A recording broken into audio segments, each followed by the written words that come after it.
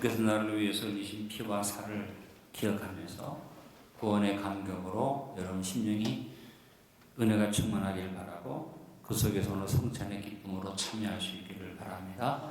특별히 직접 성찬을 나누지 않는 성찬 예배이기 때문에 여러분이 더 의미를 깊이 생각하시고 마음속에 마치 성찬을 직접 나누는 것처럼 생각하시면서 성찬에 참여하시기 바랍니다. 저는 오늘 성찬 예배를 받아서 이사야 44장 21절 23절을 본문으로 나를 기념하라 이런 제목으로 은혜를 나누기 원합니다. 사랑에는 요구가 있습니다. 사랑하는데 요구가 없다면 그것은 사랑이라고 볼 수가 없지요. 서로 받기만을 원하는 관계를 가진 사람들이 또 요구라고 할 것 같으면 이게 짐이 될 수 있습니다. 왜? 받기만을 바라고 요구하기 때문에. 사랑이라는 이름으로 요구하지만 사실은 짐이 됩니다. 그러나 서로 주고자 하는 관계 속에서 주기를 원하는 마음을 가졌는데 요구한다는 것은 무슨 뜻입니까? 더 좋은 걸 주려고 요구한다는 사랑의 요구라고 생각할 수가 있습니다. 부모가 힘이 없고 늙어서 연로해서 자녀에게 요구한다면 자녀가 그것이 짐이 될 수 있습니다. 그러나 부모가 자녀보다 훨씬 여유도 있고 건강하고 가진 것도 많다면 그 부모가 자녀에게 요구하는 것은 자녀의 것을 가지려고 하는 게 아니라 더 주려고 요구하는 것입니다. 그래서 우리가 하나님께서 우리에게 말씀을 주시는 것을 보면서 이 요구에 대해서 잘 생각해야 됩니다. 성경은 사랑 얘기예요. 성경의 스토리를 한마디로 말하면 하나님 우리를 향해서 내가 너를 사랑한다 이 말씀입니다. 그래서 감사하다. 하나님 나를 사랑하시니까 축복을 주시는구나 하고 신앙생활을 시작했는데 때때로 하나님이 나에게 너무 심한 요구를 하실 때가 있다. 내 형편도 어려운데 여러 가지 요구가 들어올 때 그것을 관계를 잘못 설정한 사람은 하나님께 받기만을 바라는 마음을 가지는 사람은 짐으로 여겨집니다. 하나님이 나한테 왜 이런 걸 요구하지? 그래서 신앙을 포기하거나 교회를 떠나는 분들이 있는 것을 봅니다. 여러분 하나님과의 관계를 잘 설정하고 신앙생활 시작하시기 바랍니다. 나는 받기만을 원하는 존재지만 하나님은 어떤 분이에요? 주기만을 원하시는 좋은 아버지예요. 그래서 하나님은 나에게 주기만을 원하시는 좋은 아버지라는 것을 마음에 딱 담고 받기만을 원하는 마음을 바꿔서 나도 하나님 나에게 주기만을 원하시니까 나도 뭔가 주님께 드리겠다는 마음으로 관계 설정을 하고 나가면 어떤 요구를 받아도 그것이 짐이 되지 않고 하나님이 나에게 더 주시려고 하는구나, 더 복 주시려고 하는구나, 더 축복하시는 것이구나 이렇게 깨닫게 되고 이해하게 되는 것입니다. 여러분 때로는 교회가 여러분에게 요구할 때가 있습니다. 때로는 여러분에게 신앙의 요구가 주어질 때가 있습니다. 그런데 절대로 짐으로 생각하는 사람은 축복을 받을 수가 없습니다. 어떤 분들은 기도를 짐으로 생각하고 예배드리는 것을 짐으로 생각하고 헌금 드리는 것을 짐으로 생각하고 그래서 하나님의 요구와 교회의 요구를 짐으로 깨닫는 분들이 있어서 안타깝습니다. 여러분 절대로 그런 사람 되지 말고 하나님의 요구를 기쁨으로 받을 수 있는 올바른 관계 설정을 하고 살아가는 성도들이 될 수 있기를 간절히 바랍니다. 오늘 읽은 본문의 말씀은 하나님의 요구입니다. 이사야 선지자를 통해서 하나님이 이스라엘 백성들에게 요구하고 계십니다.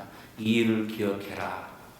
더 큰 복을 주고 더 좋은 자를 인도하는 하나님의 요구임에도 불구하고 이스라엘 백성들은 관계 설정이 잘못돼서 하나님 앞에 받기만을 원했기 때문에 이 사랑의 요구를 짐으로 여기고 하나님을 멀리했던 불행한 백성이 돼서 그래서 하나님이 탄식하는 가운데 지금도 하나님이 이스라엘의 회개를 기다리고 계시지 않습니까? 예수님께서도 6월절 마지막 잔치에서 만찬 자리에서 떡을 떼어주시고 포도주잔을 주시면서 요구하셨어요. 이것을 행하여 먹고 마실 때마다 나를 기념해라. 이 일을 계속 진행하는 요구예요. 근데 나를 기념하라고 요구하셨어요. 여러분 이 예수님의 요구는 목숨을 주면서 주신 요구입니다. 그리고 이 예수님의 요구는 십자가 위에서 사랑으로 증명되어지고 부활의 선한 능력으로 이루어져서 주님이 나에게 이것을 행하라, 이것을 기념하라 하지만 그것은 축복입니다. 오늘 성찬을 통해서 주님 우리에게 우리의 사랑을 요구하고 계십니다. 주님 말씀하십니다. 나를 기념하라. 이것을 먹고 마실 때마다 내 사랑을 기념하라. 오늘 우리는 주님의 요구하심에 순종해서 성찬을 행하면서 과거 이스라엘 백성들에게 요구하셨던 하나님의 말씀을 예수님의 요구로 우리가 받아서 오늘 성찬에 하나님의 요구, 예수님의 요구를 내 마음에 아멘으로 받고 성찬에 참여하기를 예수님의 이름으로 축원합니다. 오늘 첫 번째 예수님이 주신 요구를 하나님 말씀에 비추어 생각해 보면 하나님께서 이스라엘 백성에게 뭘 요구하십니까? 내가 너를 지었음을 기억해라. 제일 먼저 요구하는 하나님의 사랑의 요청은 21절 요구입니다. 야곱아 이스라엘아 이 일을 기억하라. 너는 내 종이니라. 내가 너를 지었으니 너는 내 종이니라. 이스라엘아 너는 나에게 잊혀지지 아니하리라. 이 속에서 하나님이 요구하는 가장 첫 번째 하나님 요구사항이 뭡니까? 따라합니다. 내가 너를 지었으니. 하나님이 나를 지으셨음을 기억하라는 것입니다. 너의 존재 근원과 뿌리를 기억해라. 하나님이 나를 지으시고 택하시고 부르시고 구원하셨는데 하나님이 나를 먼저 알고 나를 만드시고 나를 부르셨으니 이것이 은혜 중에 은혜인 줄로 믿습니다. 그리고 그 다음에 요구사항은 뭡니까? 내가 너를 지었고 너는 내 종이니라. 기억해라. 종된 종을 기억하라는 게 아닙니다. 종이니까 누굴 기억해라? 주인을 기억해라. 우리는 언제나 내 삶의 주인이 예수님이심을 기억해야 합니다. 이사야서 43장 1절로 3절에 말합니다. 야곱아 너를 창조하신 여호와께서 지금 말씀하시느니라. 이스라엘아 너를 지으신 이가 말씀하시느니라. 너는 두려워하지 말라. 내가 너를 구속하였고 내가 너를 지명하여 불렀나니 큰 소리로 고백합니다. 너는 내 것이라.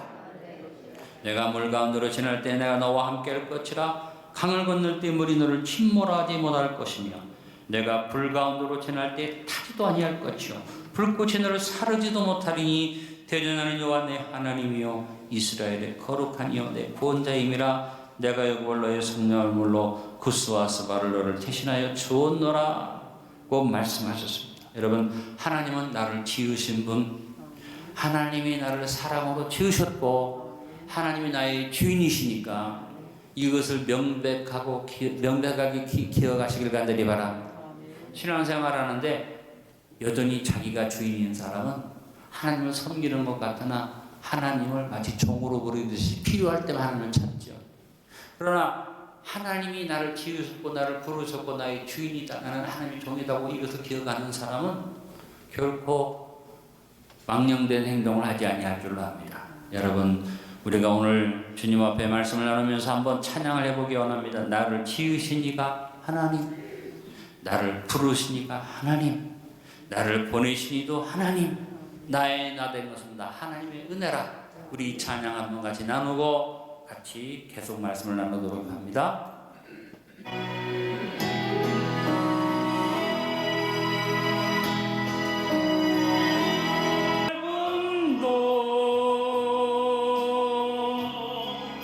나를 붙드시는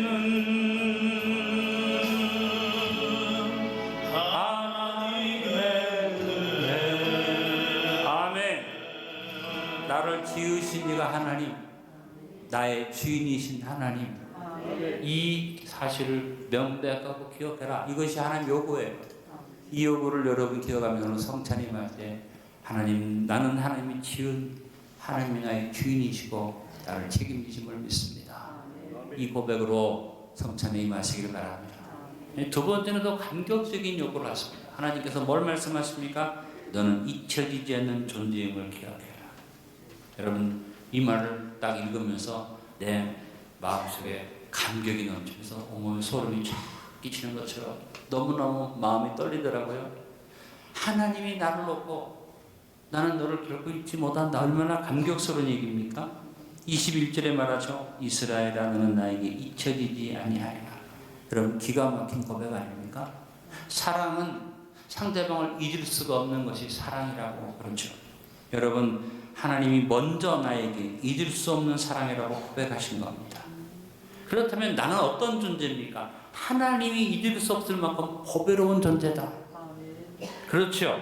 이 소중한 사실을 잊어버리고 방황하는 우리를 구원하기 위해서 네가 얼마나 보배로운가를 알아라 하고 예수님을 이 땅에 보내신데 하나뿐인 아들을 이 땅에 보내셔서 그 하나뿐이 없는 아들이 나를 위해서 살을 찢고 피 흘리시게 만드시고 내가 너를 얼마나 소중하게 여겼는지를 보라고 주님이 말씀하시면서 그와 같은 하나님이 나를 보배롭게 여기시고 내가 너를 도저히 잊을 수가 없다고 하는 이 사실을 예수님을 통해서 다시 한번 우리에게 말씀해 주시는 것이 누가복음 22장 19절에 주님이 당부죠.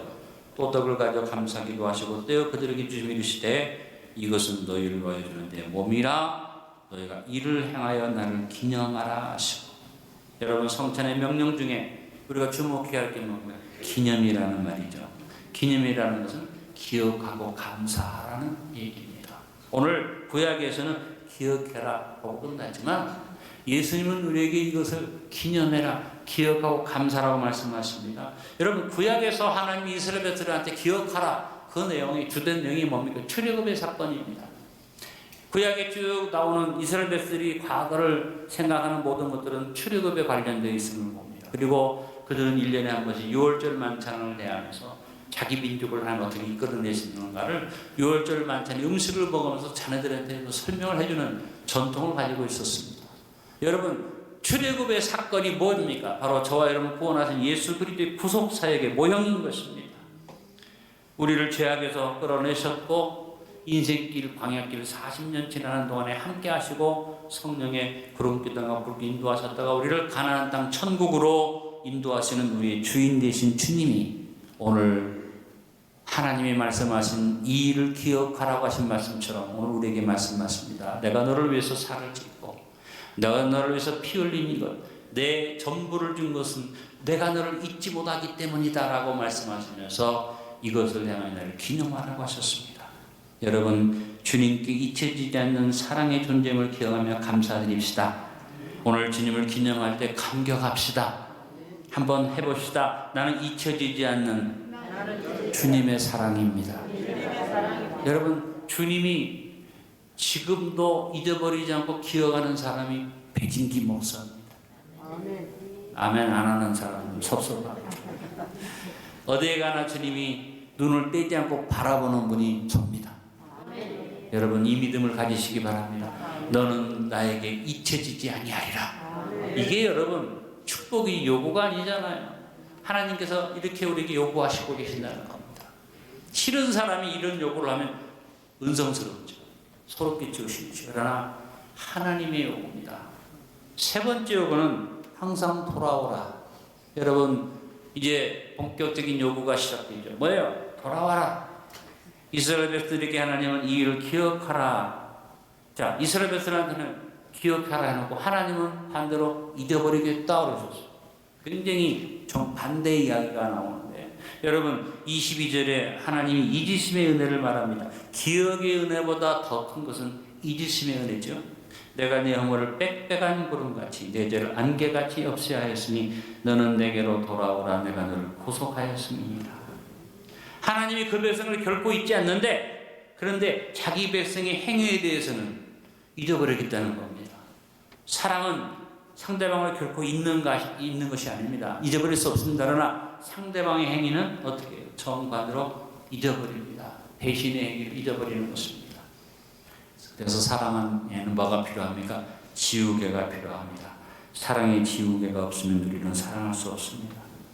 가장 좋은 지우개는 흔적도 없이 지워버리죠. 제가 초등학교 때 썼던 지우개들은 지우면 종이가 더 지저분해질 만큼 좋지 않았어요. 그런데 점점 우리나라가 발전되면서 우리나라 학용품이 얼마나 잘 나오는지 우리나라 지우개가 최고죠. 옛날에는 미제 지우개 있으면 정신이 없었습니다.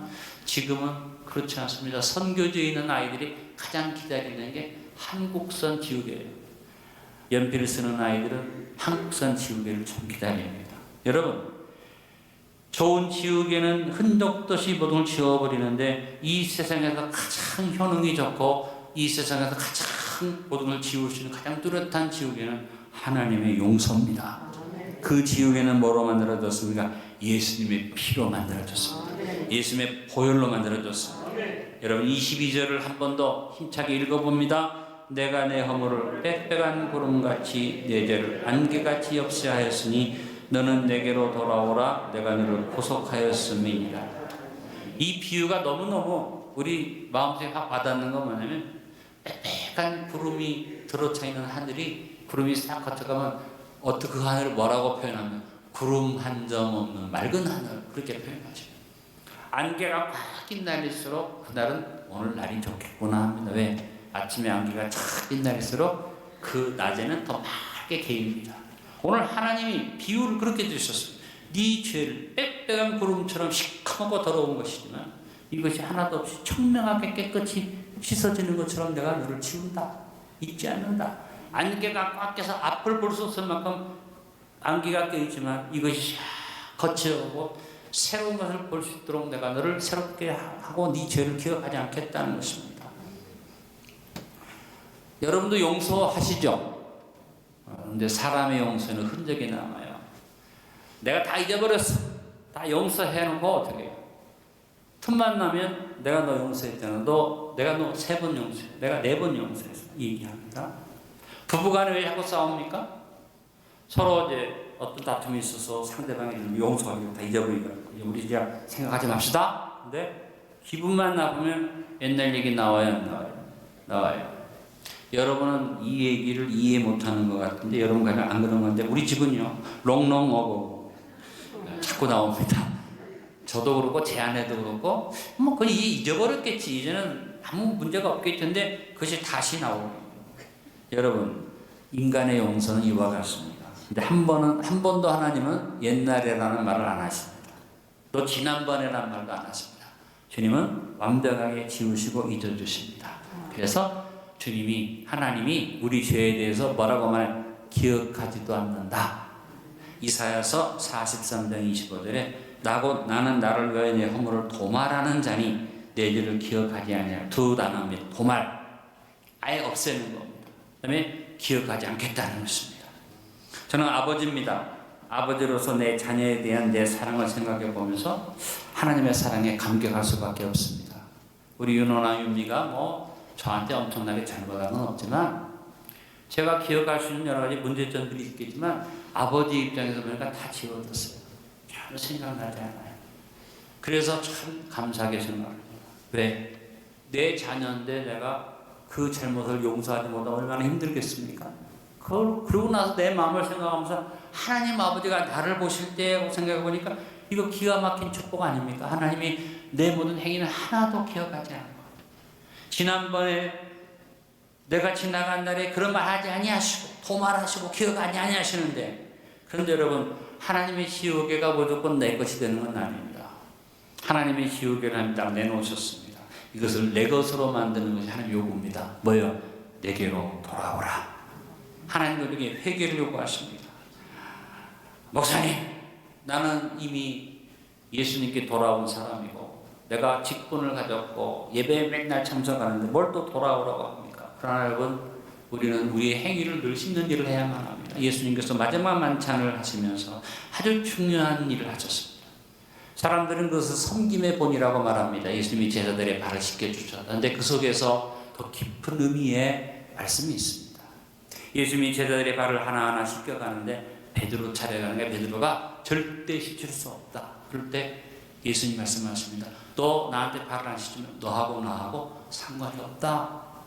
베드로가 깜짝 놀래가지고 선생님 그렇다면 내 발만 씻기지 말고 내 온몸을 다 씻겨주세요. 그럴 때 요한복음 13장 10절의 말씀이 중요합니다. 예수님 말씀하십니다. 예수께서 이르시되 이미 목욕한 자는 발밖에 씻을 필요가 없느니라 온몸이 깨끗하니라 너희가 깨끗하나 다는 아니니라 하시니 여러분 가룟 유다나 베드로나 다를 게 뭐 있습니까? 예수님 부인하고 예수님 배신했던 건 똑같아요. 다른 제자들은 도망갔어요. 솔직히 말해서 가룟 유다나 다른 제자들이나 그놈이 그놈이에요. 근데 중요한 건 뭐냐? 진정으로 씻음 받았기 때문에 제자들은 다시 주님 앞에 돌아왔고 발을 씻었는데 유다는 주님 앞에 다시 오지 못하고 스스로 자살했지 않습니까? 예수님이 하신 말씀이 얼마나 중요한지 모릅니다. 몸이 깨끗한 자는 발밖에 씻을 필요가 없는데 네가 발을 안 씻는다면 너하고 나하고 상관이 없다. 매우 무서운 말입니다. 여러분 예수 그리스도를 구주로 영접하고 돌아서고 회개했는데 여러분의 삶에서 늘 회개하고 돌이켜서 알을 씹는 일이 필요합니다. 오늘 주님이 우리에게 요구하는 게 그겁니다. 뭐 맨날 교회 가면 회개하라 회개하는데 무슨 회개 아니요. 거듭거듭 회개하고 매 순간마다 회개하고 주님께로 돌아가야 됩니다. 우리가 살아오는 날들 동안에 모든 일들을 하나님 지으기로 지으셨고 앞으로 살아갈 날들을 또 주님이 지우개가 되어주시는데 조건 하나 합니다. 내게로 돌아오라. 오늘 하나님의 요구를 깊이 마음속에 받으면서 주께로 돌아갑니다. 주님께로 돌아가는 내 삶이 되기를 원합니다. 아버지를 멀리 떠난 탕자의 얘기가 아니라 여러분 잘 보세요. 성경의 비유 중에 보니까 집안에 있는 장자도 탕자였습니다. 그는 아버지께로 돌아가는 마음이었습니다. 아버지를 인색한 아버지를 봤습니다. 충성되고 성실했으나 마음속에 사랑의 아버지를 생각하지 않았습니다. 멀리 떠난 탕자는 아버지께로 돌아왔는데 집안에 있는 탕자는 아버지께로 돌아오지 않았습니다. 여러분 하나님은 모르고 죄를 짓고 사는 죄인들은 회개하고 주께로 돌아오는데 장로는 안수집사는 목사는 자기가 하나님 앞에 믿음생활 잘한다고 착각하고 회개가 없다면 장남의 아들과 다를 것이 없다는 겁니다. 오늘 하나님이 여러분에게 오늘 아주 신앙생활 잘하는 사람, 오늘 직분을 가진 사람한테 더 열심을 내는 사람한테 요구하십니다. 내게로 돌아오라. 오늘 성찬에 참여하면서 여러분 철저한 회개의 마음을 가지고 주께로 돌아가며 성찬에 참여하시기를 바랍니다. 이제 주님이 우리에게 진짜 요구하십니다. 노래할지어다. 오늘 23절에서 하나님의 사랑의 요구를 선포하는데 먼저 이사야가 말합니다. 만물을 향하여 요구하죠. 여호와께서 이를 행하셨으니 하늘아 노래할지어다. 땅이 깊은 것들아 높이 부를지어다. 산들아 숲과 그가 내 모든 나무들아 소리내어 노래할지어다. 여러분 자연을 보면 자연은 하나님이 지으신 그대로 오염되지 않은 채로 자연의 그 모습 그대로 하나님의 영광을 드러내고 주님의 아름다운 솜씨를 나타내고 있지 않습니까? 그래서 우리가 모든 것을 보면서 이 자연의 역사를 보는데 그 다음에 하나님께서 우리에게 주신 것은 뭡니까? 여호와께서 야곱을 구속하셨으니 이스라엘 중에 자기 영광을 나타내실 것이니로다. 이제 우리도 하나님께 영광 돌리는 삶을 살기 위해서 주님이 요구하시는 것을 따라서 하나님을 향해 예배하고 찬양하는 일을 해야 하는데 그렇지 못하면 안타깝지요. 여러분 언제나 주님을 예배하고 찬양하는 예배의 사명이 우리에게 주어진 요구임을 알고 순간순간 주께 예배드리고 주께 영광 돌리고 주께 나와 회개하고 하나님 앞에 영광을 노래하는 하나님을 찬양합시다. 그 성호를 높이십시다.